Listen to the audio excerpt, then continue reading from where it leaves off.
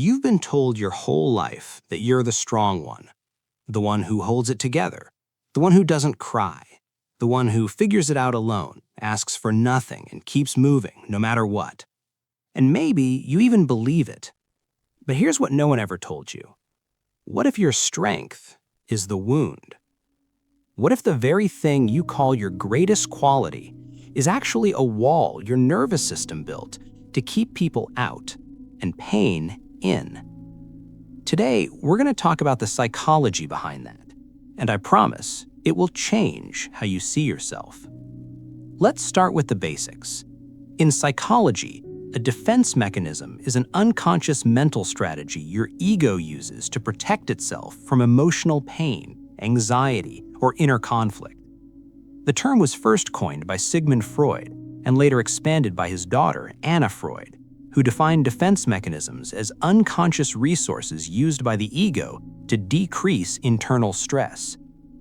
Think of them as your psyche's security system. When emotional danger is detected, whether it's rejection, loss, shame, or helplessness, your mind activates a response to make the threat bearable. The key word here is unconscious. You don't choose these responses. They happen to you automatically, often before you even realize there was a threat. Now here's the important nuance. Not all defense mechanisms are bad.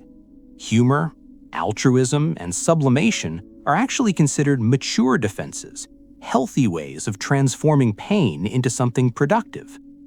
But some defenses, particularly the ones we wear as identities, become traps. And one of the sneakiest traps in all of psychology is disguising fear as strength. You know this person. You might be this person. They never ask for help, not because they don't need it, but because needing anything feels humiliating. They handle everything themselves, not because they enjoy it, but because depending on someone else feels dangerous. They don't cry, at least not in front of others. They deflect with humor, logic, or accomplishments. They're always fine. They're always busy. They're always moving. In psychology, this pattern has a name: compulsive self-reliance. The term was coined by British psychiatrist John Bowlby, the father of attachment theory.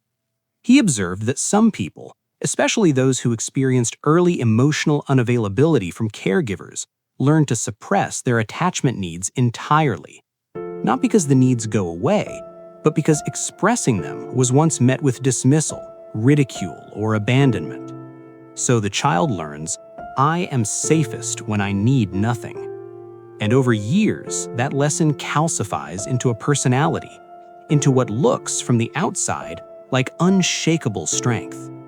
But underneath, there's a child who learned that vulnerability equals danger. Let's break down exactly which defense mechanisms are hiding inside your strength, because this isn't just one thing, it's a cluster of psychological strategies all working together. Reaction formation is when you unconsciously replace an unacceptable feeling with its exact opposite and express that opposite with exaggerated intensity. You feel scared, so you perform fearlessness. You feel desperately lonely, so you tell everyone how much you love your independence. You feel overwhelmed, so you take on more responsibilities. Notice how extreme it always is. People using reaction formation don't just feel okay, they insist they're thriving. They don't just manage alone, they're proud of needing nobody. The intensity is the tell. It's the psyche screaming the opposite of what it actually feels. Intellectualization is when you use logic, analysis, and reason as a barrier against feeling. Something painful happens, a breakup, a loss, a betrayal, and instead of sitting in the grief, you immediately switch into problem-solving mode. You research, you read about it, you make a plan, you understand it clinically. And everyone around you says, wow, you're handling this so well. But you're not handling it, you're avoiding it. Psychology today defines intellectualization as a mechanism where people reason about a problem to avoid uncomfortable emotions. The insight stays in your head, never making it to your heart. The danger Problems that need emotional processing can't be thought away. They accumulate, and eventually they come out, usually sideways, in rage or physical illness or sudden collapse. Now, sublimation is technically a mature defense. It means channeling painful emotions into productive activity. The workaholic who's actually running from grief. The gym addict who lifts weights because putting down emotional weight feels impossible. The person who's perpetually focused on their goals because sitting still means the pain catches up. It looks like discipline. It looks like drive. But ask yourself, when was the last time you sat quietly, without distraction, and let yourself just feel? If the answer is never, or I try not to, that's not strength. That's a strategy. This one is the most socially rewarded, which makes it the most dangerous. Suppression is the conscious or semi-conscious decision to push feelings aside and not express them. I'll deal with that later. Except later never comes. Research on avoidant attachment style, developed through Bowlby's work and later expanded by researchers Mary Ainsworth and Philip Shaver, shows that people who suppress emotional needs don't have fewer needs. Their nervous system still activates the same attachment alarm. They just learn to disconnect the alarm from their awareness. The result is a person who appears emotionally independent, but is actually emotionally frozen. They don't pull away from people because they're strong. They pull away because closeness triggers a threat response. Biologically, this shows up as elevated cortisol during moments that should be comforting. In daily life, it looks like someone who flinches at affection, shuts down during difficult conversations, or suddenly becomes busy whenever a relationship starts getting real. Let me paint you a picture. You're going through something difficult. Maybe it's a health scare, maybe it's financial stress, maybe someone hurt you deeply. And someone you trust asks, "Hey, are you okay?" And without even thinking, you say, "Yeah, I'm fine, I've got it." Not because you're fine, but because somewhere deep in your history, admitting not fine led to one of these outcomes. You were dismissed, or burdened the wrong person, or were told to toughen up, or were used against you.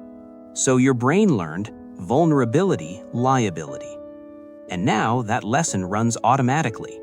You've become the person who holds everyone else's pain while quietly drowning in your own, who gives endlessly but never receives, who people describe as a rock, not realizing that a rock can't grow, can't flow, and can't be held. Psychologist Bessel van der Kolk in The Body Keeps Score writes that unprocessed emotional pain doesn't disappear, it lives in the body. The tight jaw, the chronic tension, the exhaustion that sleep never fixes, the inexplicable sadness at small things. Your body has been keeping score, even if your mind refused to. So how do you know if your strength is real or just well-dressed fear?